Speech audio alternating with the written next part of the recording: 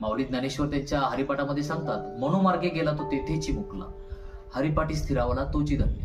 म्हणजे जो व्यक्ती त्याच्या मनाच्या मार्गाने गेला, ज्या दिवशी त्याला त्याच्या मनाला तिथं भारी वाटायला लागले एखाद्या ठिकाणी ना, समजून जायचा आपला रस्ता चुकला. आणि आपला जो पण आपल्या आयुष्यातला आनंद असतो ना, तो आपल्या मनावरती डिपेंड असतो. आपल्याला भारी वाटायला लागतो, मग तो आनंद मिळवण्यासाठी आपण कुठे धाब्यावरती जातो, कुठे जेवायला जातो, सव भेटते ना आपल्याला भारी वाटतं तेवढं कोणतं टेम्पररी. रील्स बघत राहतो, कॉमेडी बघत राहतो, पिक्चर्स बघत जातो, त्याने आपलं मनोरंजन होतं, आपल्या मनाला खूप भारी वाटतं. पण आपल्या आयुष्यामध्ये ऍक्च्युअल मध्ये ग्रोथ नाही होत. जो आपल्या आयुष्यामध्ये ऍक्च्युअल मध्ये जो प्रॉब्लेम असतो, जे आपलं जे मूळ तथ्य असतं ते तिथंच राहतं, ते आपण कधी डिस्कवर नाही करत.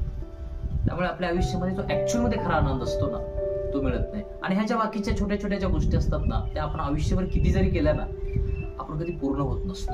त्या गोष्टी आपण जेवढ्या करतो ना, तेवढा आपण त्या गोष्टीमध्ये अडकत जातो. आपल्याला वाटत असते की आपल्याला आनंद मिळालाय, पण बॅक टू नॉर्मल अजून तिथंच असतो आपण.